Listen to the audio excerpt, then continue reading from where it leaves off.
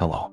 Tonight, you step into the harshest, darkest, most remote life of the medieval winter, where the silence of the stone forest is broken only by the wind whistling through the scaffolding of a tower that will never be finished.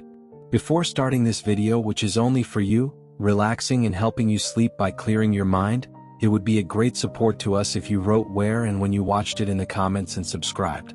The phenomenon of the sudden cessation of monumental vertical construction in the late medieval period presents a distinct and observable fracture in the architectural continuity of the European continent, a pause that stretched in many instances across centuries, leaving the skeletal remains of great stone ships stranded in the urban centers of the north. It is recorded in the fabric rolls and the chapter minutes of the great ecclesiastical institutions that the rhythmic clamor of the masons' yards, a sound that had defined the auditory landscape of the city for generations, simply evaporated, replaced by a stillness that settled over the unfinished transepts and the roofless naves.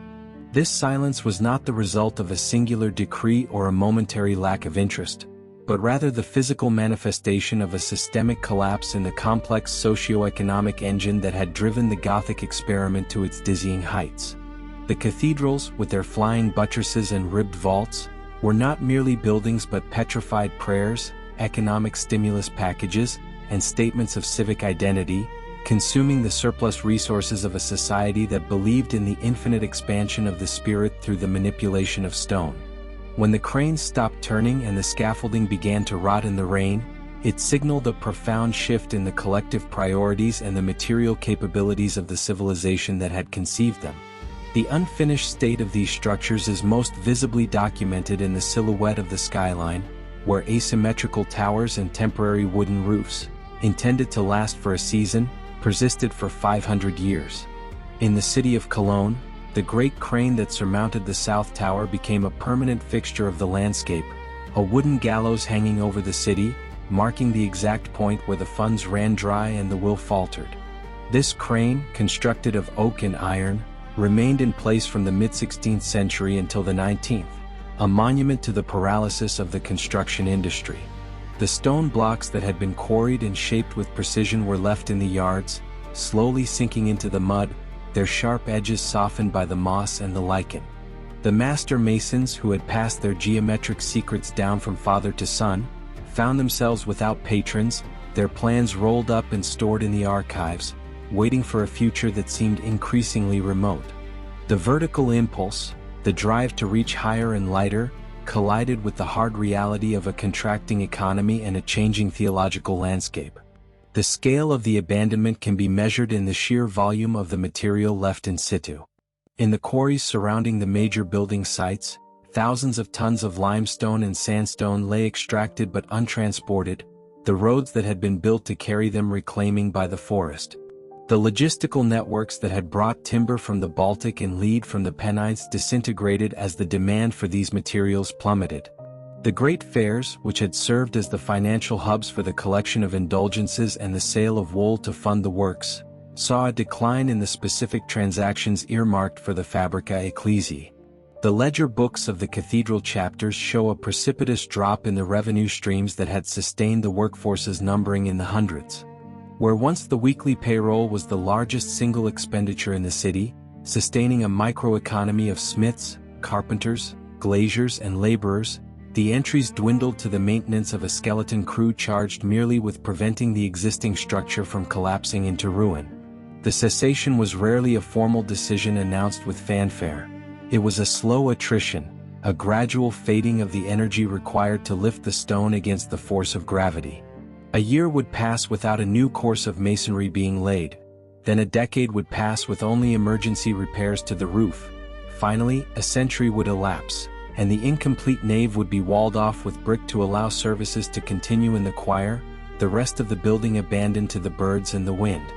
The temporary walls, built to seal the finished sections from the weather, became permanent features, crude scars on the perfection of the Gothic design. The ambition of the original architects, who had envisioned spires touching the clouds and naves of crystal and light, was mocked by the stump of a tower and the dark, drafty reality of the unfinished interior.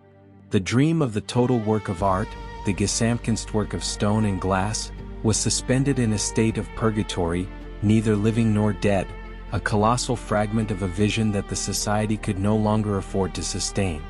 The psychological impact of this stoppage on the urban population is difficult to quantify but can be inferred from the shift in the civic chronicles. The cathedral had been the focal point of civic pride, a communal project that bound the generations together in a shared endeavor. Its abandonment represented a loss of confidence, a recognition that the golden age of expansion had passed. The city dwellers walked daily past the silent building site, a constant reminder of the limits of human endeavor. The scaffolding, turning gray and brittle, became a symbol of the transience of glory. The encroaching weeds on the unfinished flying buttresses spoke of the resilience of nature and the fragility of the stone. The silence of the cathedral was a heavy silence, a void in the center of the city that absorbed the noise of the market and the street, offering no answer to the question of when the work would resume. It was a silence that lasted for centuries, a pause in the heartbeat of the stone, waiting for a new world to find the resources and the reason to finish what the old world had begun. The economic mechanisms that underpin the cessation of the Gothic enterprise reveal a complex interplay of monetary contraction, labor shortages, and the diversion of capital towards more immediate and terrestrial concerns. In the High Medieval period, the funding of a cathedral was a hydraulic system of immense complexity, drawing liquidity from the agricultural surplus, the trade guilds, and the spiritual anxiety of the faithful. The sale of indulgences, papers promising the remission of time in purgatory in exchange for a contribution to the building fund, functioned as a primary revenue stream, a voluntary tax that tapped into the deep reservoirs of medieval piety. However, as the 14th century progressed, the efficiency of this extraction mechanism began to falter. The saturation of the market for indulgences, combined with a growing skepticism regarding their theological efficacy, led to a diminishing return on the spiritual investment. The fabric rolls document a steady decline in the receipts from the quaestors, the professional fundraisers who traveled the diocese collecting alms for the fabric. Simultaneously, the macroeconomic environment of Europe underwent a catastrophic contraction. The Great Famine of the early 14th century, followed by the seismic demographic shock of the Black Death, fundamentally altered the labor market and the value of capital. The sudden reduction in the population, ranging from 30 to 50% in many urban centers, created an acute shortage of skilled labor. The wages of masons and carpenters skyrocketed as the supply of craftsmen dwindled, fundamentally breaking the financial model of the cathedral projects. The cheap, abundant labor that had allowed for the massive earthworks and the transport of stone was no longer available. The guilds, emboldened by the scarcity of their labor, demanded higher pay and better conditions, costs that the depleted treasuries of the chapters could not meet. The records show work stoppages, strikes, and the poaching of master masons by rival projects or by the crown for military fortification, leaving the cathedrals without the technical leadership required to execute the complex geometries of the late Gothic style. The diversion of capital from ecclesiastical construction to military expenditure further starved the cathedral sites of resources. The onset of prolonged conflicts such as the 100 Years' War necessitated the construction of city walls, castles, and the maintenance of standing armies. The stone that was meant for the spire was repurposed for the bastion. The lead intended for the roof was cast into shot. The monarchs and the nobility, who had previously been the great patrons of the church, found their revenues consumed by the insatiable demands of warfare. The tax exemptions that had favored the church were eroded as the state sought to monetize every aspect of the economy to fund its campaigns. The fabric funds were frequently raided by secular authorities in times of emergency, the coin accumulated for the glory of God seized for the defense of the realm. The silence of the cathedral site was thus a direct consequence of the noise of the battlefield. The resources of the society were finite, and the preservation of the earthly city took precedence over the construction of the heavenly one. The shift in the agricultural economy also played a critical role. The abandonment of marginal lands following the population collapse reduced the aggregate agricultural output, squeezing the tithes and rents that supported the clergy and the cathedral chapters. The landed estates of the church, often managed with a conservative inefficiency, struggled to adapt to the new economic reality of high wages and low grain prices. The surplus cash that had been funneled into the building projects evaporated.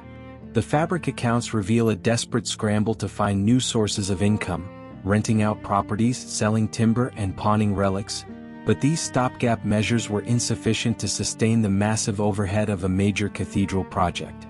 The momentum of the construction, once lost, was almost impossible to regain. The complex supply chains of stone, lime and timber, once interrupted, dissolved.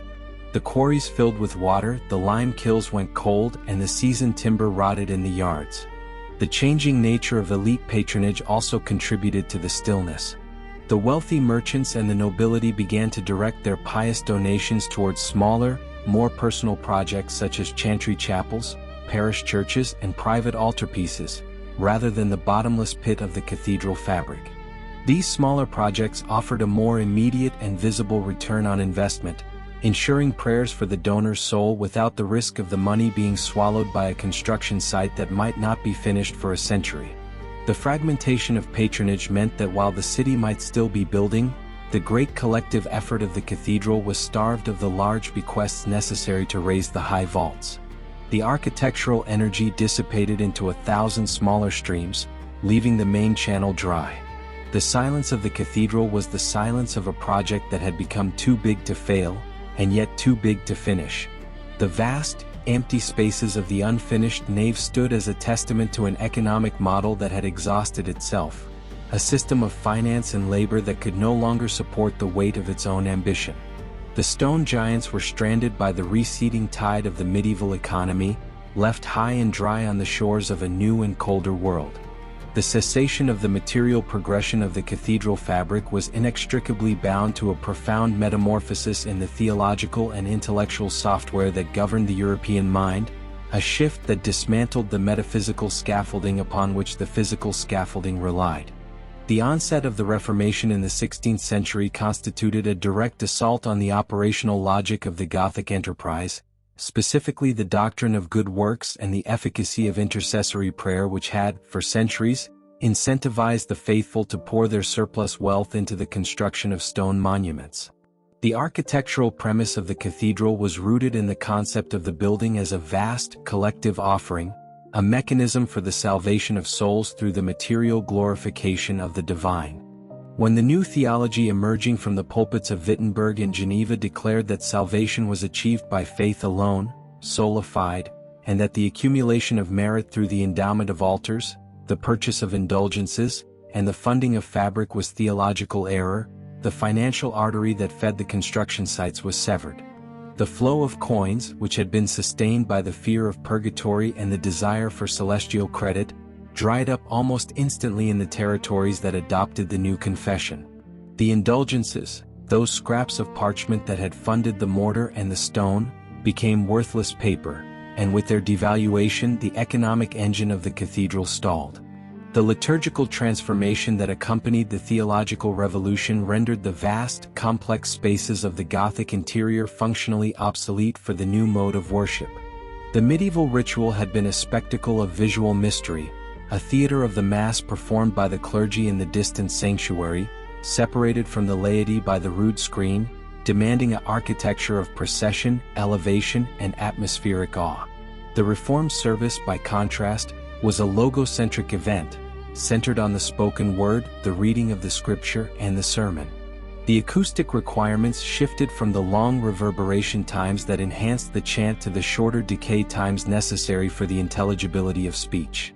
The soaring vaults and the distant altars of the unfinished cathedrals were ill-suited to this new emphasis on auditory comprehension and communal instruction. The construction of the great nave, intended to house the processions of the Corpus Christi, was no longer a priority for a church that viewed such processions as idolatrous. The building site was not merely abandoned, it was ideologically neutralized. The unfinished walls were left standing not because there was a hope of completion, but because the vision they represented had been rejected. The physical manifestation of this theological shift was the outbreak of iconoclasm, a wave of destruction that targeted the very ornamentation that defined the Gothic aesthetic. The statuary that crowded the portals, the stained glass that filled the windows, and the elaborate stone screens that divided the space were viewed by the reformers as obstacles to the true faith, graven images that distracted the believer from the invisible God. The energy of the population, which had once been directed towards the carving of saints and the setting of gems, was redirected towards the smashing of images and the whitewashing of murals. The silence of the cathedral construction site was deepened by the silence of the mutilated statues, their heads knocked off and their features erased, standing in the niches of the unfinished towers like ghosts of a rejected pantheon. The master masons, whose art consisted of encoding theology into stone, found that their language was no longer spoken. The demand for their skills evaporated, replaced by a demand for simple, unadorned meeting houses that reflected the austerity of the new creed. The stone blocks that had been prepared for the upper stories of the towers were often repurposed to build the defensive walls of the city, a pragmatic reallocation of resources from the spiritual defense against the devil to the physical defense against the religious wars that now consumed the continent. The administrative structures of the cathedral chapters, which had managed the long-term construction projects across generations, were dissolved or radically restructured in the Protestant lands. The secularization of church property transferred the endowments and the landholdings of the chapters to the state or the municipal authorities. The funds that had been legally ring-fenced for the fabrica were confiscated to pay for the armies of the princes or the debts of the city councils. The continuity of the project, which depended on the institutional memory and the financial independence of the chapter, was broken. The archives containing the plans and the templates were lost or destroyed, and the legal obligation to finish the building was voided. In the Catholic territories, the Counter-Reformation eventually spurred a new wave of building, but the style and the focus had changed. The Council of Trent mandated a clarity of form and a focus on the altar that favored the open spaces of the Baroque over the segmented complexity of the Gothic. Even within the fold of the old church, the medieval cathedral was viewed with a certain suspicion, a relic of a disordered past that needed to be modernized or completed in a new, more correct style. The Gothic construction site, with its irregular organic growth, was an anachronism in a world that was moving towards dogmatic precision and centralized control. The silence that settled over the unfinished cathedrals was thus a silence of theological exhaustion. The great collective impulse that had mobilized entire cities to drag stone for the glory of the Virgin had dissipated, replaced by a fractured landscape of competing truths. The cathedral, once the symbol of a unified cosmos, became a symbol of a divided Europe. The unfinished towers of Strasbourg, Ulm, and Beauvais stood as monuments to the interruption of a conversation between humanity and the divine, a conversation that had been broken off in mid-sentence. The wind blowing through the open arches did not carry the sound of the chisel, but the echo of theological debates that had rendered the stone irrelevant. The physical completion of the building was no longer necessary for the salvation of the city. Indeed, for many, the very act of building such a structure was a sign of spiritual pride and error. The construction stopped because the question it was answering had changed. The displacement of the Gothic aesthetic from the center of European cultural production was further accelerated by a radical reorientation of taste and intellectual inquiry that originated in the Italian peninsula and slowly permeated the northern latitudes, bringing with it a vocabulary of form that categorized the medieval style as a barbaric aberration. The rise of humanism and the rediscovery of the classical texts of antiquity fostered a new architectural paradigm based on the rational geometries of Vitruvius and the archaeological ruins of Rome. The proponents of this new style, which was in fact a revival of the ancient, viewed the pointed arches, the complex ribbing and the vertical excesses of the Gothic as the product of a confused and irrational age, lacking the proportion, symmetry, and harmony that defined the true architecture of the ancients. The very term Gothic, coined by the Italian art historiographer Giorgio Vasari in the 16th century, was a pejorative label, associating the style with the Goths, the Germanic tribes who had destroyed the classical civilization of Rome. This semantic framing transformed the unfinished cathedrals from monuments of piety into monuments of ignorance, relics of a dark age that the enlightened mind sought to transcend. The transmission of this classical idiom to the north was facilitated by the circulation of printed treatises, such as those by Sebastiano Serlio and Andrea Palladio, which provided the master masons and the patrons with a standardized grammar of columns, pediments, and domes. The intellectual elite of France, England, and Germany, seeking to align themselves with the prestige of the Italian courts, began to reject the local vernacular traditions in favor of the imported antique style. The skill set required to design and execute a Gothic vault, the complex stereotomy, the intuitive understanding of thrust and counter-thrust, was not codified in books but transmitted through oral tradition and apprenticeship within the guilds. As the intellectual prestige shifted to the book-learned architect who could quote Vitruvius, the status of the traditional master mason declined.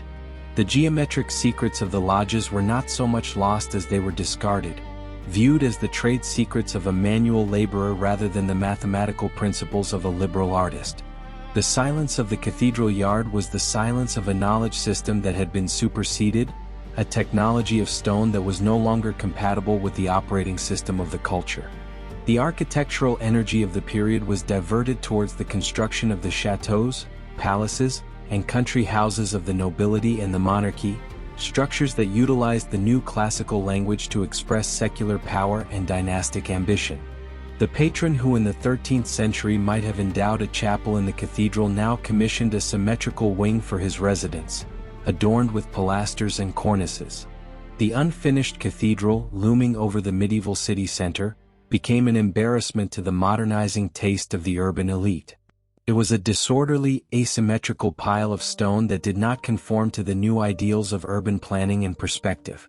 In many instances, plans were drawn up not to finish the Gothic structure, but to encase it in a classical shell, to correct its proportions and hide its medieval origins behind a facade of Roman order. The unfinished transepts were boarded up, the exposed masonry covered in plaster, and the interior whitewashed to create a bright, uniform space that mimicked the clarity of the Renaissance church. The aesthetic rejection of the Gothic was also linked to a shift in the perception of time and history. The Renaissance worldview privileged the cyclical return to a golden age of antiquity, bypassing the intervening centuries of the medieval period. The Gothic cathedral, with its organic growth over centuries, its accretion of different styles and additions, represented a linear, cumulative concept of time that was at odds with the desire for a unified, singular composition. The unfinished state of the buildings was seen as a failure of planning, a lack of the totalizing vision that defined the new architecture. The Renaissance architect sought to complete a building within a single lifetime, to impose a coherent design that was finished and perfect. The Gothic method of continuous construction, spanning generations, was viewed as inefficient and primitive. The silence of the unfinished cathedral was interpreted as a failure of the medieval mind to conceive of a whole, a testament to the chaotic nature of a society that could not finish what it started. The eclipse of the Gothic style was not total. It lingered in the conservative backwaters and in the specific context of ecclesiastical continuity, a phenomenon known as Gothic survival. However, it ceased to be the driving force of architectural innovation. The great cranes were taken down, the scaffolding was removed or allowed to rot, and the building sites were turned into storage yards or built over by the encroaching city. The suddenness of the stop was relative. In the slow time of stone construction, a halt of 50 years is a sudden event. But the finality of the stop was absolute in the sense that when construction resumed in the 19th century, it was not a continuation of the medieval tradition, but a Gothic revival, a self-conscious, historical reconstruction driven by a different set of motivations. The silence that fell over the cathedrals in the 16th and 17th centuries was the silence of a cultural paradigm shift, a turning away from the vertical mystery of the forest towards the horizontal clarity of the horizon. The stone ships were becalmed, their sails of canvas and wood stripped away, left to drift in the quiet waters of a world that had found a new way to measure the sky. The bureaucratic ossification of the cathedral construction project was further catalyzed by the consolidation of the centralized nation-state, a geopolitical evolution that fundamentally reordered the distribution of power and resource allocation across the European continent. In the high medieval era, the cathedral had existed as a manifestation of the autonomous power of the bishop and the cathedral chapter, acting as a state within a state, possessing its own courts, its own taxation systems, and its own vast landed estates that operated outside the jurisdiction of the secular monarch. However, the rise of the new monarchies in the late 15th and 16th centuries initiated a legislative assault on these ecclesiastical immunities, driven by the state's voracious appetite for revenue to fund standing armies and an expanding civil administration. The legal mechanisms employed by the crown to restrict the accumulation of wealth by the dead hand of the church, known in the legal parlance of the time as the Statutes of Mortmain, effectively throttled the endowment culture that had fed the building funds.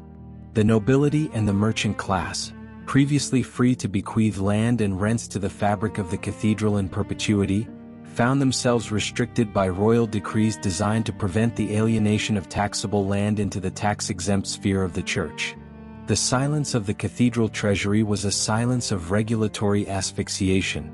The flow of bequests was dammed by the parchment barriers of the royal chancery. The centralization of the judiciary played a critical role in this dismantling of the cathedral's independent capacity to build. The local ecclesiastical courts, which had once adjudicated disputes over tithes and labor obligations related to the construction, were gradually superseded by the royal courts. This shift stripped the cathedral chapters of the coercive power necessary to enforce the collection of revenues. Without the ability to threaten excommunication or leverage feudal dues with the backing of a legal system they controlled, the chapters found their income streams becoming voluntary and sporadic. The ledger books from this period reveal a mounting accumulation of bad debts and uncollected rents, a fiscal hemorrhage that bled the construction sites dry. The fabric, once a robust financial entity capable of lending money to kings, became a debtor institution, struggling to pay the interest on loans taken out to finance the previous century's work.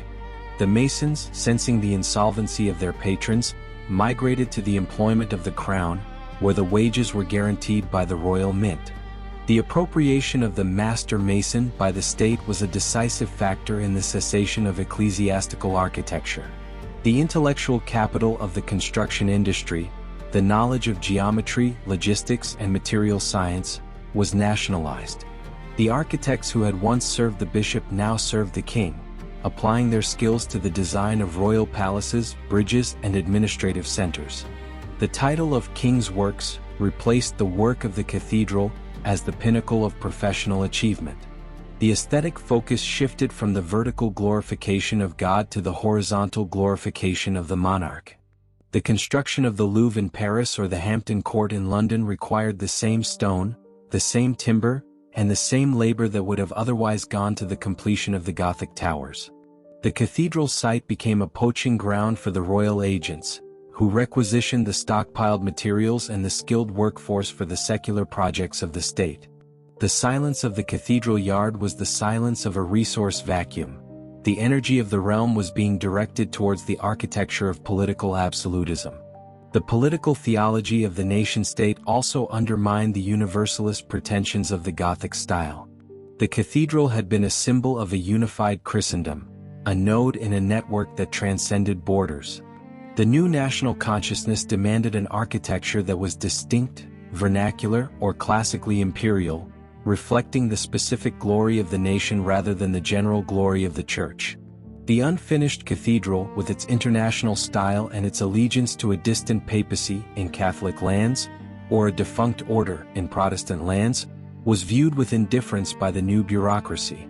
The maintenance of the structure was delegated to local parishes or municipal councils, entities that lacked the financial depth to undertake major construction. The fabric became a burden of maintenance rather than a project of creation. The roof was patched, the windows were re-leaded, but the great crane on the tower remained stationary. The realization that the state was the primary architect of society left the church as a tenant in the city it had once ruled. The impact of the secularization of time on the building schedules was another subtle but profound shift.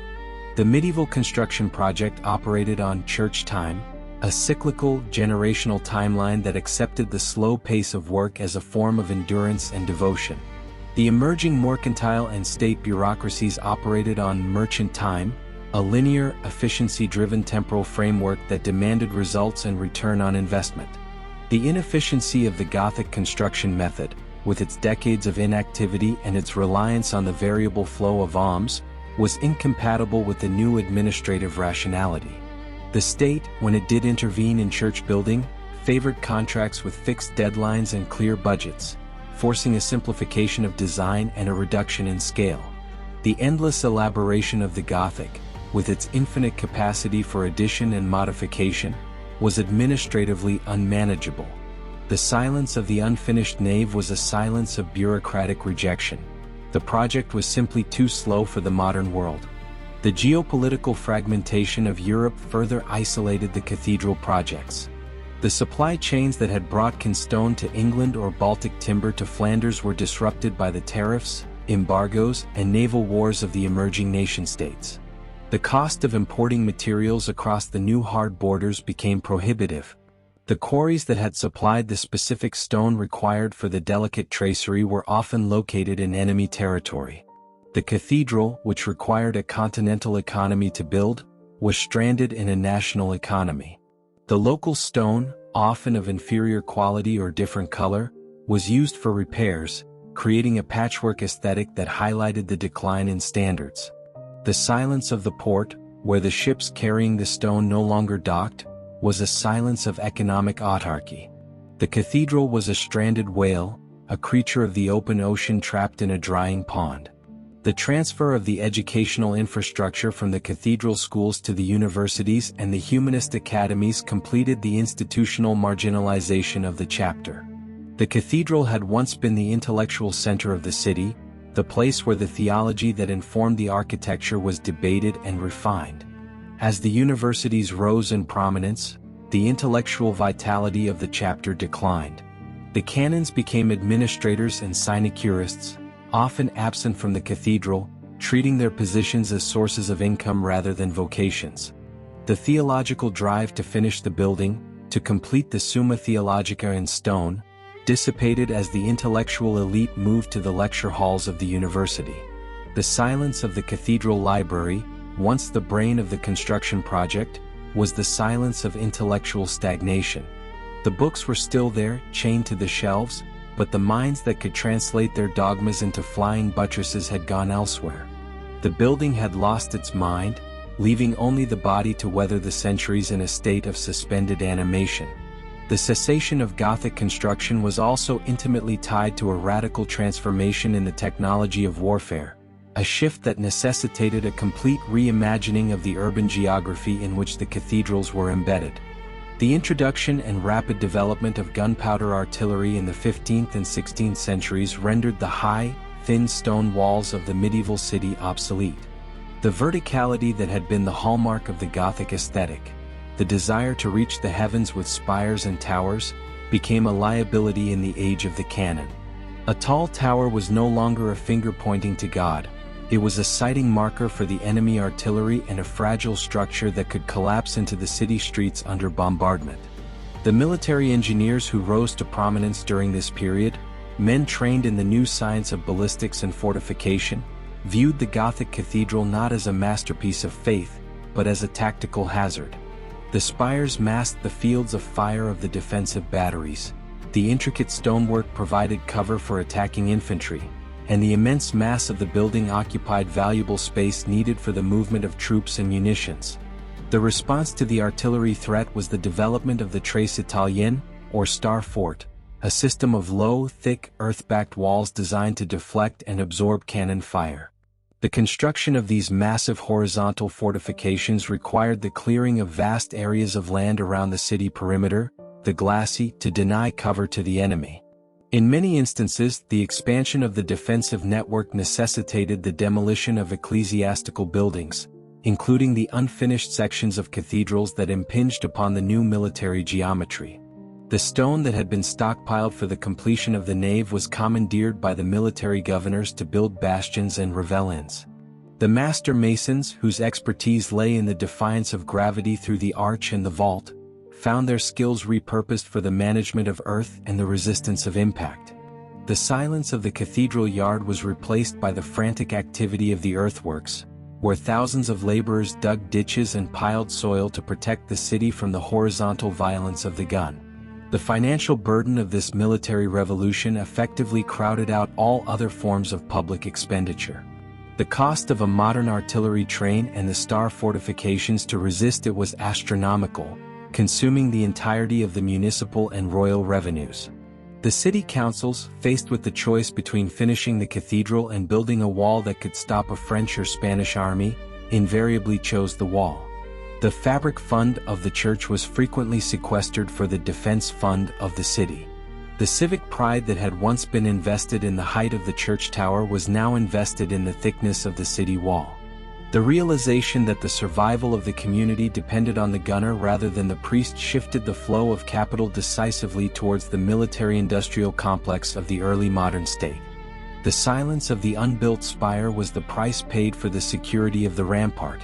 The physical environment of the cathedral was also degraded by the pollution of the new industries associated with the war economy. The saltpeter works, the cannon foundries, and the charcoal kilns produced smoke and corrosive fumes that attacked the limestone of the existing structures. The delicate tracery and the statuary began to blacken and erode, a process of chemical weathering accelerated by the industrial atmosphere. The cathedral, once the jewel of the city, became a soot-stained relic surrounded by the noise and filth of the garrison. The open squares in front of the churches, which had been the staging grounds for mystery plays and processions, were converted into drill grounds for the pikemen and musketeers. The rhythmic stomp of the drill and the rattle of the drums replaced the liturgical chant as the dominant soundscape of the cathedral precinct. The silence of the sacred space was violated by the discipline of the regiment. The strategic vulnerability of the tall structures led to the deliberate truncation of towers. In several documented instances, plans to complete a spire were abandoned not for lack of funds, but because the military governor deemed the proposed structure a threat to the city's defense. A high tower could serve as a platform for enemy signalers or snipers, or its collapse could breach the city walls. The stumped towers that characterize many European cathedrals are often the result of this military veto. The architectural ambition was capped by the strategic necessity. The vision of the architect was subordinate to the vision of the general. The silence of the flat-topped tower, roofed over with a temporary cap, was the silence of a design that had been censored by the logic of war. The psychological shift towards a defensive, siege mentality culture further eroded the optimism required for Gothic construction. The Gothic style was an architecture of light, openness, and dematerialization, predicated on a certain confidence in the order of the world. The era of the religious wars and the great sieges was an era of fear, thickness, and enclosure. The population lived behind heavy gates and earthworks, constantly aware of the threat of sack and pillage. The desire to build delicate, soaring structures of glass and stone seemed incongruous in a world defined by the crushing weight of the cannonball. The architecture of the period shifted towards the heavy, rusticated forms of the military Baroque, a style that expressed power and solidity rather than transcendence. The unfinished Gothic cathedral stood as a reminder of a vulnerable past, a time when the city could afford to be open to the sky. The logistical disruption of the war zones made the transport of the specific materials required for Gothic construction impossible. The long-distance trade in stained glass, high-quality timber, and specialized stone was severed by the moving front lines of the conflict. The master craftsmen, the glaziers, and the sculptors fled the war-torn regions or were conscripted into the military trains. The transmission of the complex techniques required for the Gothic style was interrupted. A generation of apprentices died in the trenches or never learned the trade, leading to a break in the technical lineage. When peace eventually returned, the knowledge of how to build a Gothic rose window or a fan vault had often been lost or degraded. The silence of the workshop was the silence of a broken chain of transmission. The cathedral could not be finished because the hands that knew how to finish it were gone. The ultimate integration of the church into the state's military apparatus completed the desacralization of the building project. The bells of the cathedral were melted down to cast cannons. The lead of the roof was stripped to make musket balls. The physical substance of the church was transmuted into the instruments of war. The cathedral was no longer a separate, holy entity, but a strategic asset to be mobilized for the defense of the state. The realization that the church was made of the same matter as the fortress, stone, wood, and metal, and that this matter was more useful in the form of a wall or a gun, was the final negation of the Gothic dream. The silence of the bell tower, stripped of its voice, was the silence of a utility that had been consumed. The construction stopped because the material of the building was needed to destroy the enemies of the king, leaving the skeleton of the church to stand guard over a city that had traded salvation for survival. The climatological deterioration that descended upon the European continent in the transition from the medieval warm period to the era subsequently identified by paleoclimatologists as the Little Ice Age constituted a physical assault on the structural integrity of the unfinished cathedrals, introducing a variable of environmental hostility that the original architects had not factored into their centuries-long calculations. The drop in mean annual temperatures, accompanied by an increase in the frequency and severity of cyclonic storms and deep freeze events, fundamentally altered the material relationship between the porous limestone of the Gothic fabric and the atmosphere it inhabited. The unfinished structures, often standing open to the sky without the protection of lead roofing or timber vaults, acted as immense funnels for the accumulation of snow and rainwater.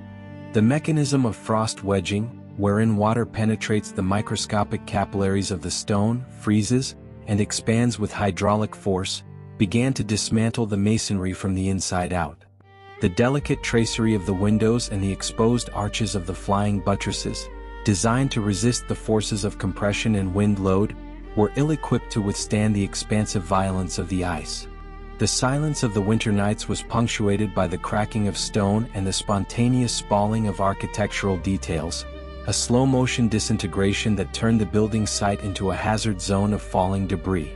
The maintenance burden imposed by this climatic shift created a fiscal crisis that effectively paralyzed new construction.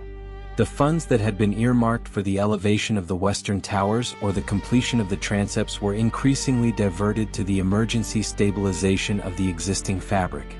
The cathedral chapters found themselves engaged in a perpetual rearguard action against the elements, spending their diminishing revenues on the replacement of rotted timber scaffolding and the repointing of eroded mortar joints. The fabric fund, which was intended to be an investment in the future glory of the church, became a sinking fund for the preservation of a decaying present. The sheer scale of the Gothic ambition, with its acres of exposed surface area and its reliance on the delicate balance of thrust and counterthrust, made the buildings exceptionally vulnerable to the ravages of the new climate. The unfinished nave, exposed to the relentless damp of the Atlantic winters, became a breeding ground for mold and moss, biological agents that secreted acids which further dissolved the stone. The realization that the cathedral was dissolving faster than it could be built instilled a sense of futility in the patrons. The dream of a stone eternity was being mocked by the temporal reality of the weather. The ecological impact of the cooling climate also devastated the agricultural base that underpinned the cathedral economy. The shortening of the growing seasons and the frequency of harvest failures in the 14th and 15th centuries led to a contraction in the tithes and rents collected by the church. The peasantry, struggling to survive on subsistence rations, had no surplus grain to donate to the building fund. The Great Famine was not merely a humanitarian disaster but an architectural one. The calories that would have fueled the labor of the masons and the oxen were absent. The silence of the granaries translated directly into the silence of the quarries. The logistical chain that supplied the construction site, the felling of great oaks for the roof beams, the charcoal burning for the lime kilns, the mining of lead and iron, was disrupted by the ecological stress.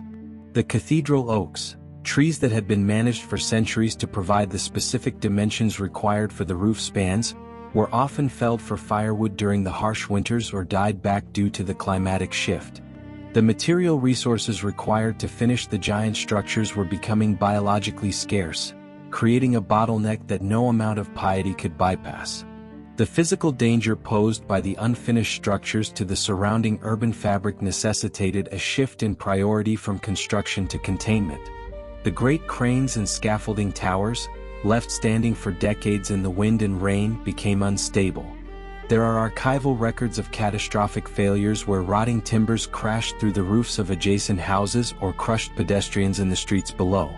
The municipal authorities, concerned for the public safety, often ordered the dismantling of the construction equipment and the capping of the unfinished walls with temporary roofs. These temporary measures, executed in haste and with inferior materials, often lasted for centuries, sealing the cathedral in a state of permanent incompleteness. The visual aspect of the city changed. The soaring verticality of the Gothic vision was capped by the flat, pragmatic lines of the emergency repair. The silence of the dismantled crane, its iron gearing rusted and its ropes decayed, was the silence of a technological capability that had been decommissioned. The city had decided that it was safer to live with a stump than to risk the collapse of a spire. The psychological effect of the darkening sky and the relentless cold on the medieval mind also played a role in the cessation of the project. The Gothic style, with its emphasis on light, verticality, and the dematerialization of the wall, was an architecture of optimism, a reflection of a theology that saw the material world as a vessel for divine illumination. The era of the Little Ice Age was an era of pessimism, apocalyptic anxiety, and a fixation on death and judgment. The somber, heavy atmosphere of the period was at odds with the airy lightness of the High Gothic. The cultural energy shifted towards the production of memento mori, the dance of death, and the penitential procession. The desire to build towers of light seemed incongruous in a world that felt like it was ending. The unfinished cathedral, looming dark and cold in the fog, became a symbol not of hope, but of the hubris of a fallen world. The silence of the nave, where the breath of the faithful misted in the freezing air, was a silence of endurance rather than exultation. The building was no longer a gate to heaven, but a shelter against the storm, and the primary imperative was to keep the roof on, not to raise it higher. The shift in the acoustic landscape of the city further marginalized the construction project. The ringing of the bells, which had regulated the monastic day and the labor of the masons, became a sound of alarm and mourning during the years of famine and plague. The joyous peals that had announced the laying of a cornerstone or the completion of a vault were replaced by the somber tolling for the dead. The rhythmic chipping of the stone, which had been the heartbeat of the city's growth, was drowned out by the noise of social unrest and the wailing of the destitute. The cathedral yard, once a place of industry and craftsmanship, became a place of charity and burial. The masons laid down their tools to dig graves. The realization that the stone was needed for tombstones more than for pinnacles was a grim acceptance of the demographic reality.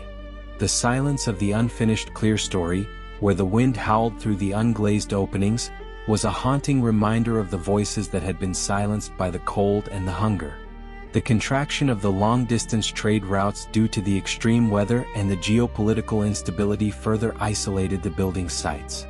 The movement of the master masons, who had traveled across Europe disseminating the latest techniques and styles, was restricted. The international style of the late Gothic, which relied on the cross-pollination of ideas from Prague to Paris to Gloucester, fragmented into regional vernaculars.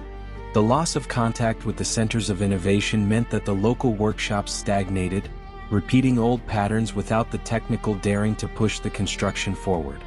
The complex geometry of the late Gothic vaults required a level of mathematical and practical expertise that was difficult to maintain in isolation. As the old masters died without transmitting their full knowledge to a new generation of apprentices, the technical capacity to finish the great works evaporated. The silence of the lodges was the silence of a forgotten language. The blueprints were still there, but the ability to read them and translate them into stone had been lost in the snow. The intellectual reconfiguration of the European mind that crystallized in the period known as the Enlightenment constituted a final, systematic negation of the Gothic enterprise, transforming the unfinished cathedral from a tragic relic of interrupted piety into a symbol of irrationality, barbarism, and structural incoherence that was actively offensive to the new age of reason. The philosophical assault on the medieval worldview, spearheaded by the encyclopedists and the rationalist critics of the 18th century, categorized the Gothic style not merely as an aesthetic error, but as a manifestation of a disordered mind, a fever dream of stone that lacked the geometric logic and the proportional harmony of the classical ideal.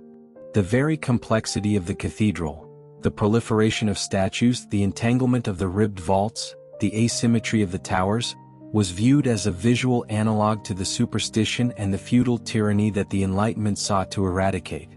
The silence of the unfinished nave was interpreted by the philosophes not as a pause in construction, but as the silence of a monster that had mercifully been slain before it could reach its full, terrifying maturity. The unfinished state was seen as a validation of the architectural failure. The building had stopped because it was inherently unbuildable, a Tower of Babel that had collapsed under the weight of its own confusion. The rise of the engineering profession, distinct from the tradition of the master mason, introduced a new analytical rigor to the assessment of the Gothic structures. The early civil engineers, armed with the calculus and the physics of statics, looked at the flying buttresses and the pinnacles with a skepticism born of mathematical calculation. They viewed the Gothic structural system, with its reliance on dynamic equilibrium and heavy masonry counterweights, as precarious and inefficient compared to the post and lintel or the dome structures of the neoclassicists. The reports commissioned by the Royal Academies often recommended the demolition or the radical alteration of the medieval fabrics to bring them into line with modern safety standards and aesthetic sensibilities. The polishing of the cathedral involved the removal of the gargoyles, the smoothing of the rough masonry, and the whitewashing of the interiors to banish the Gothic gloom. The silence of the cathedral during this period was the silence of a patient undergoing surgery, as the architects of the Enlightenment attempted to lobotomize the building, removing the organs of mystery to create a space of rational clarity. The secularization of the urban space in the 18th century displaced the cathedral from its central position in the hierarchy of the city. The new focal points of civic life were the coffee houses, the exchanges, the theaters, and the town halls, spaces designed for commerce, conversation, and administration rather than ritual. The cathedral square, which had been the stage for the religious drama of the Middle Ages, was cleared and paved to create open parades for the drilling of troops or the circulation of carriages. The physical connection between the cathedral and the daily life of the citizen was severed. The building stood like a beached whale in the center of the modernizing city, a vast, dark obstacle to the flow of traffic and the light of reason. The silence of the cathedral precinct was an isolated silence, a zone of exclusion that the enlightened citizen entered only with a sense of historical curiosity or ironic detachment. The realization that the cathedral was no longer the heart of the city, but merely a historic monument, stripped the completion project of its social urgency.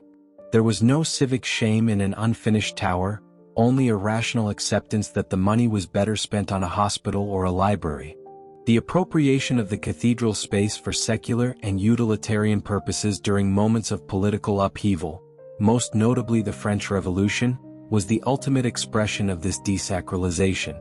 The Temple of Reason, established in Notre Dame and other great churches, was a deliberate attempt to overwrite the sacred geography with the ideology of the state. The altars were stripped, the statues were beheaded, and the naves were filled with the paraphernalia of Republican festivals. In other instances, the unfinished sections of the cathedrals were used as saltpeter factories for the manufacture of gunpowder, or as grain stores for the revolutionary armies. The silence of the sanctuary was shattered by the noise of industrial production and political oratory. The realization that the stone shell could be filled with any content, sacred or profane, revealed the neutrality of the architecture. It was not the stone that was holy, but the meaning invested in it, and that meaning had been withdrawn by the new society. The construction stopped because the building was no longer a house of God, but a warehouse of the state. The literary and artistic critique of the Gothic during the 18th century reinforced the perception of the style as a source of horror and sublime terror. The Gothic novel, which emerged in this period, utilized the setting of the ruined abbey and the dark cathedral to evoke feelings of fear and superstitious dread. The unfinished cathedral became a trope of the genre, a place of ghosts, secrets, and madness. This cultural framing transformed the building from a site of salvation into a site of nightmare. The silence of the crypt and the shadow of the arch were no longer inviting mysteries, but threatening voids. The enlightened mind recoiled from the Gothic, as from a disease. The aesthetic preference for the clean lines of the Greek temple or the Roman basilica was a moral preference for light over darkness, reason over madness. The cessation of construction was viewed as a victory of civilization over barbarism, a refusal to continue the errors of the past. The economic theory of the Enlightenment, with its emphasis on productivity, utility, and the circulation of capital, found the cathedral project to be a monstrous waste of resources. The sterility of the expenditure on stone and glass, which produced no tangible good and generated no profit, was condemned by the physiocrats and the early capitalists. The labor locked up in the maintenance of the fabric was seen as a drain on the national workforce. The dead capital of the church endowments was a target for expropriation and reinvestment in agriculture and industry. The silence of the cathedral ledger, which showed centuries of expenditure with no financial return, was a damning indictment in the eyes of the political economists. The realization that the cathedral was an economic black hole, sucking in the wealth of the nation to build a useless tower, provided the rational justification for the seizure of church lands and the final cessation of the building funds. The unbuilt spire was not a tragedy, it was a saving. The pedagogical shift in the training of architects formalized the rejection of the Gothic. The academies of architecture in Paris and London taught the classical orders, Doric, Ionic, Corinthian, as the only legitimate language of design. The Gothic was not taught, it was ignored or cited as an example of what not to do. The young architects who graduated from these schools possessed no knowledge of how to design a rib vault or a pinnacle. The technical lineage was broken not by the death of the masons, but by the curriculum of the professors. The silence of the architectural treatise regarding the methods of the medieval builders was an intellectual embargo. The knowledge was exiled to the realm of the antiquarian and the eccentric. The construction stopped because the educated class had forgotten how to build in that style, and more importantly, had lost the desire to learn. The unfinished cathedral stood as a riddle written in a language that the new architects could no longer read, a silent testament to a way of thinking that had been banished by the light of reason. The arrival of the industrial age in the 19th century, characterized by the mechanization of production and the combustion of fossil fuels, introduced a final, irreversible alteration to the material and social context of the cathedral, transforming the unfinished structure from a neglected relic into a beleaguered island of stone drowning in a rising tide of soot, steel, and noise. The urban environment, which had once been defined by the protective embrace of the city walls and the centripetal force of the market square, was exploded by the centrifugal logic of the railway and the factory. The cathedral, which had dominated the skyline for half a millennium, was suddenly dwarfed by the smokestacks of the manufacturing districts and the iron spans of the train stations, structures that were built with a speed and a scale that mocked the slow generational pace of the medieval masons. The visual dominance of the spire was challenged by the chimney. The spiritual verticality of the church was rivaled by the economic verticality of the industrial capital. The silence of the cathedral precinct, which had persisted through the indifference of the Enlightenment, was now shattered by the relentless, rhythmic clamor of the steam engine and the loom. The vibration of the heavy rail traffic, transmitted through the alluvial soil of the river valleys, began to destabilize the foundations that had settled centuries before, introducing microfractures into the mortar and the glass. The realization that the cathedral was no longer the physical anchor of the city, but a fragile survivor in a hostile biome of iron and coal, marked the end of any organic continuity with the past. The chemical assault on the fabric of the building during this period was more destructive than the iconoclasm of the Reformation or the neglect of the Little Ice Age. The burning of high-sulfur coal in the domestic hearths and the industrial furnaces released vast quantities of sulfur dioxide into the atmosphere, creating a corrosive urban fog that enveloped the masonry in a perpetual acid bath. The reaction between the sulfuric acid and the calcium carbonate of the limestone produced gypsum, a soluble salt that swelled within the pores of the stone and washed away with every rain, leaving the carved surfaces blistered, blackened, and unrecognizable. The black crust that formed on the intricate statuary and the delicate tracery was a shroud of industrial pollution, a physical manifestation of the incompatibility between the medieval material and the modern atmosphere. The faces of the saints and the kings, which had watched over the city since the 13th century, dissolved into featureless masks of soot. The silence of the eroding stone was a molecular violence, a slow erasure of the artist's hand by the byproducts of progress. The maintenance of the cathedral shifted from a project of completion to a desperate struggle for preservation. The funds were needed to clean the black grime and replace the rotting stone, leaving no surplus for the raising of new towers. The intellectual reclamation of the Gothic style in the 19th century, known as the Gothic Revival, paradoxically confirmed the death of the original tradition. The architects and theorists who championed the completion of the great stumps, men like Viollet-le-Duc in France and George Gilbert Scott in England, approached the cathedral not as a living vessel of continuous faith, but as a historical problem to be solved through archaeological reconstruction and stylistic purification. The completion of the Cologne Cathedral, finally finished in 1880 after a hiatus of 4 centuries, was not a resumption of the medieval work, but a nationalistic engineering project utilizing steam cranes, iron roof trusses, and modern production management. The finished cathedral was a simulacrum, a 19th-century interpretation of a medieval dream, executed with a precision and a sterility that lacked the organic irregularities of the original handwork. The silence of the new stones, cut by machine and set by mathematical formula, was different from the silence of the old stones. It was the silence of the replica. The realization that the cathedral could only be finished by becoming a modern monument, a symbol of the nation-state rather than the city of God, underscored the fact that the original impulse had long since expired. The construction had stopped because the culture that built it had died. What resumed was a form of architectural taxidermy. The secularization of the European mind in the modern era completed the displacement of the cathedral from the center of social life to the periphery of cultural memory. The rise of the secular state, the separation of church and state, and the decline in religious observance emptied the vast naves of the congregations for which they had been designed. The cathedral became a heritage site, a destination for the tourist and the art historian rather than the pilgrim and the penitent. The silence of the interior was no longer the hush of awe, but the respectful quiet of the museum. The rude screens, the side altars, and the chantries, which had cluttered the medieval church with the chaotic business of salvation, were often removed or restored, a way to create clean vistas for the visitor's gaze. The building was curated, catalogued, and explained, its mysteries dissolved by the bright light of academic inquiry. The realization that the cathedral was more valuable as a tourist attraction than as a house of prayer fundamentally altered the economics of its existence. The ticket booth replaced the alms box, the guidebook replaced the missal.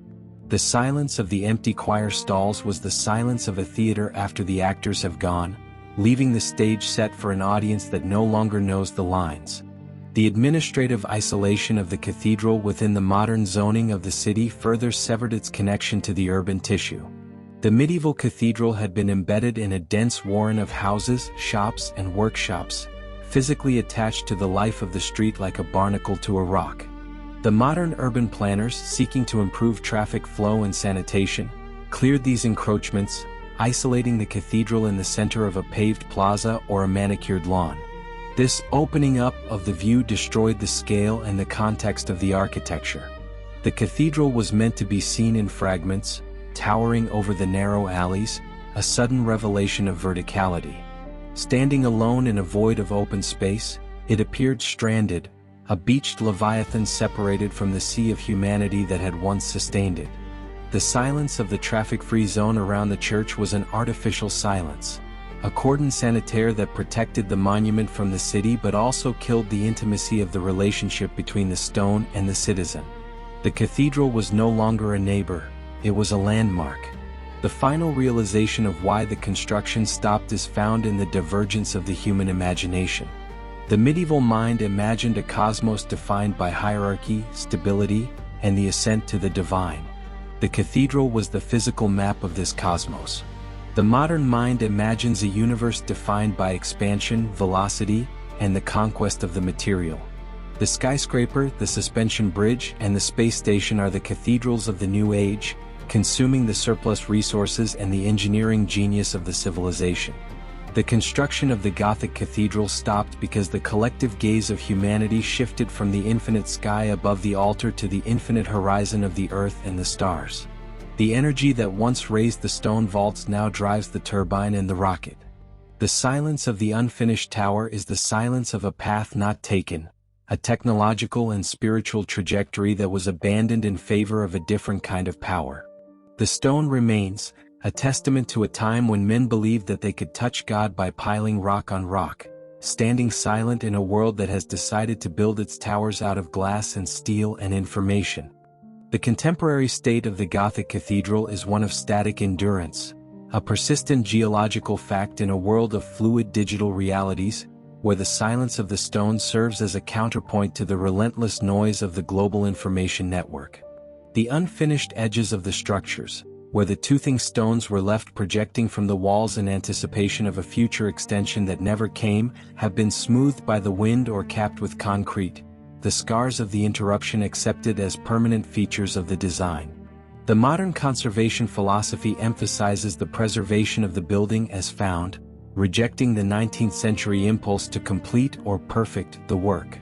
The unfinished nature of the cathedral is now valued as a historical document, a physical record of the economic crises, the plagues, and the wars that halted the cranes.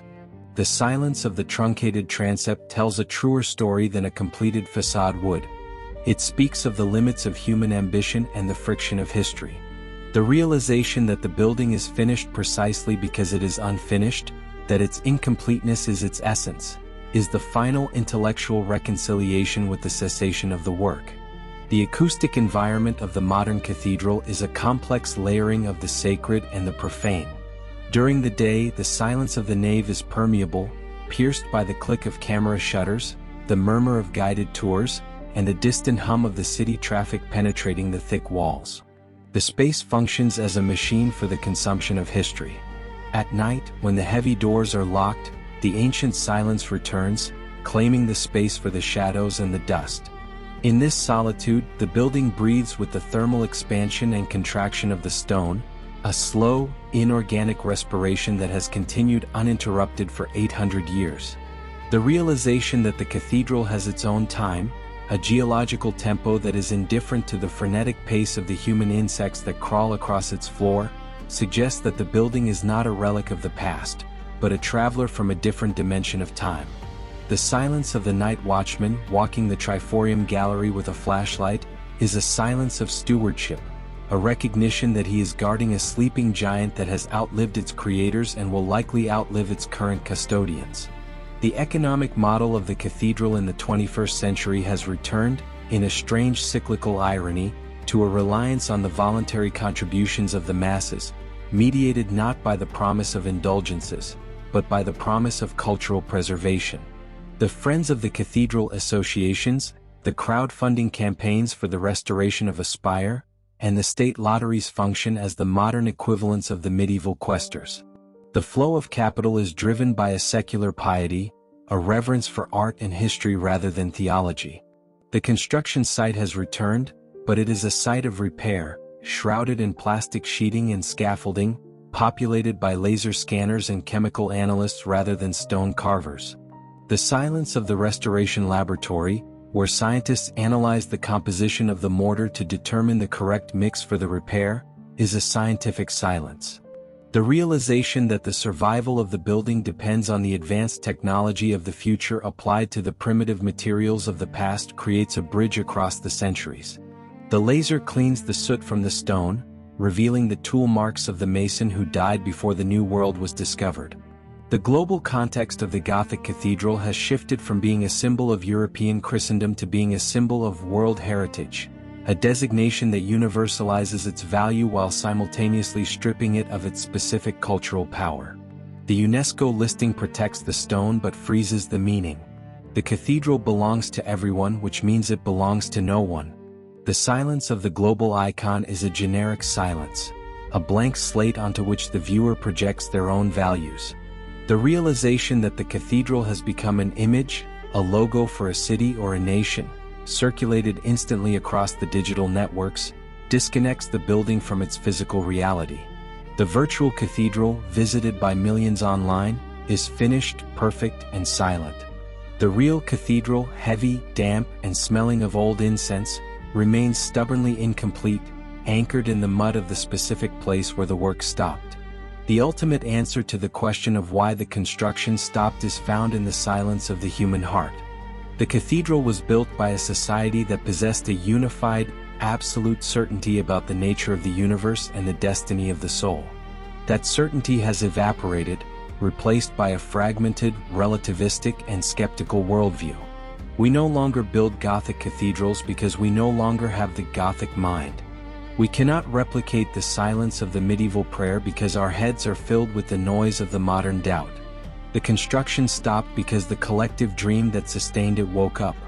The stone ships are the wreckage of that dream, left on the shore of history. The silence that surrounds them is the silence of the wake, the quiet water after the ship has passed. The final image of the cathedral is not the soaring spire, but the rough, uneven wall where the masonry ends and the sky begins. It is the point of rupture, the physical evidence of the moment when the money ran out, the plague arrived, or the faith faltered. It is a monument to the interrupted thought. The visitor, standing in the shadow of the unfinished tower, feels the weight of the silence, the pressure of the stone that was never laid. It is a silence that asks a question that the modern world cannot answer. What would it take to build something that lasts for 1,000 years? The answer is lost in the wind that blows through the scaffolding, a wind that has been blowing since the day the last mason put down his chisel and walked away, leaving the work to be finished by time itself.